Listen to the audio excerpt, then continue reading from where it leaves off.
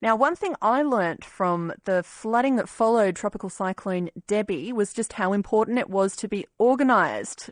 We flood at our house here in Brisbane. We know this. We have a pump. We thought we were prepared.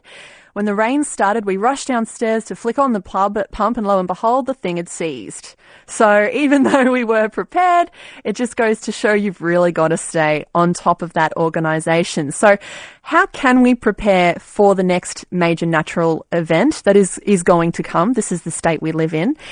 Brisbane's Bonnie Black is also known as Little Miss Organised. She's an expert member of the Australasian Association of Professional Organisers. Bonnie, g'day. How are you? Good. How are you, Catherine? I'm good. How can we get prepared? We always know these things are coming, and we always seem to be caught out last minute. So how do we get prepared? How do we get organised? Oh, look, it's mostly about having a plan, first of all. So what I'd like to talk to people about today is the family emergency binder, or the important documents binder. So what to grab when we know that the floods are coming, when we know that we have to evacuate.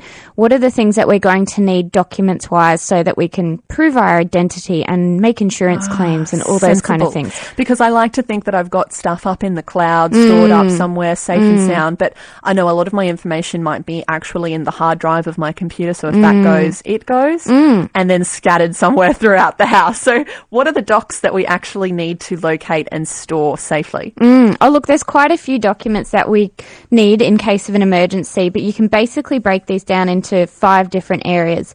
So your first one might be your vital documents. So this is copies of cards from your wallet, your driver's license, your Medicare, credit cards, any immigration notices, your insurance, home contents, car insurance, life insurance, your rates notices, your gas, electricity, water, or your utilities, and then any important personal information. So phone numbers, email addresses for friends, family, anyone in your professional network. So your children's doctors, their daycare centres, anyone that you might need to notify in case of some sort of event or emergency happening at your place. That all needs to come under that vital documents section. The phone numbers one is key, because I realised one day I left my phone at home, how I didn't really even know the phone number of, well, I knew my husband's. That was about it. So I was unable to contact my mum.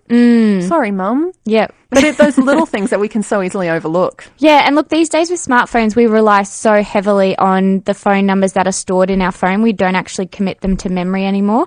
And I found out on Friday when our internet went down, I can't just Google that anymore. Yes. I can't just search for that number. It's scary how reliant we are. Yeah. But in the case of a flood or a fight, you won't have power often, so you can't switch on the computer and figure it out. So what else do we need to prepare to... What else do we need to organise ahead of a natural disaster? So also in your important documents binder, or your family emergency binder, you want to have your medical papers, your legal papers, so your wills, your power of attorneys, any deeds and titles, any financial documents, so bank account statements, stocks, investments, superannuation, because these are the documents that you'll need to help make those insurance claims and to help prove who you are when the floodwaters are receding, and to just help you replace things that need to be replaced that have been damaged by flood or by fire. So you're saying it's good to have it stored in a folder, but then also, I guess, digitally elsewhere? Yeah, absolutely. So having a small, maybe like an inch thick binder that you can grab when you've been told, okay, it's time to evacuate. You're going to grab, obviously, a toiletries, spare pair of clothes, that kind of thing. But that important documents folder is also really important to grab with you as well. But having that digital backup, and not just storing it on your computer, but having it stored in the cloud is essential as well. But there are things in our important important documents folder, like our passports and our marriage certificates and those kind of things, that even though we might have a digital copy of them, a lot of places require that you have the original, and you can go through so much trauma if you don't have those original documents. So that's why having digital and the hard copy in an easy and accessible place is important as well. That's right, and my heart really goes out to anyone who has been affected by TC Debbie and the aftermath, who may be in this particular circumstance, reeling from the loss of not only their property but their personal information. The cleanup is continuing in Bowen, in Airlie. If anyone's out there wanting to help, just head to emergencyvolunteering.com.au and see if you can get involved. But Bonnie, let's talk about storms because, that's another natural disaster that we're prone to in Queensland. What should we get organised with in advance of a storm? Look, everyone should have a storm kit, and in a storm kit you need to have a radio that obviously can be battery operated with some spare batteries, of course. Yes. Because if you've got no power, you still need to know what's going on in the outside world. Because like for me, for example, after the Cyclone Debbie event, we woke up on Friday morning. It was clear, beautiful blue skies. The water had all drained away. It was like, why is school closed? And then as the reports were coming in about other areas that were affected, it was just crazy what was going on in other areas. So having that radio can really help you connect with what's going on in other places, especially if you have family or loved ones that you need to keep up to date with what they're doing and you've got no power to contact them. That radio is really essential. And also in your storm kit, you need to have candles, matches, and torches. And if you've got enough time to prepare for a storm or for a cyclone, having your non-perishable items, your water, your tinned foods, all those kind of things. A funny story, a few years ago we were living in Townsville. We'd only been there for about a week and there was a cyclone that was due to come. And so my husband and I, being the cyclone newbies that we were, went to the supermarket and all the bread and all the water was gone. But what did we stock up on?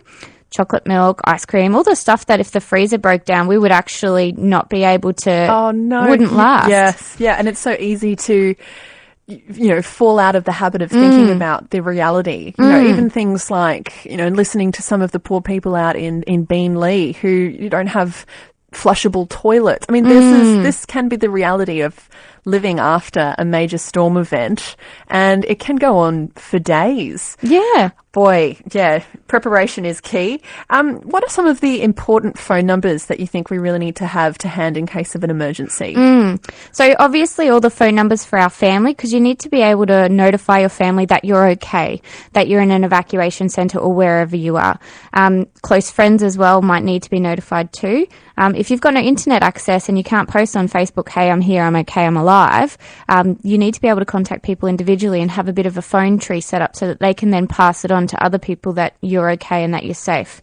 Any doctors or specialists, those kind of people, daycare, school, kindies, those are the places that you need to stay in touch with to say, my kids aren't coming in today, or just find out what's going on with them.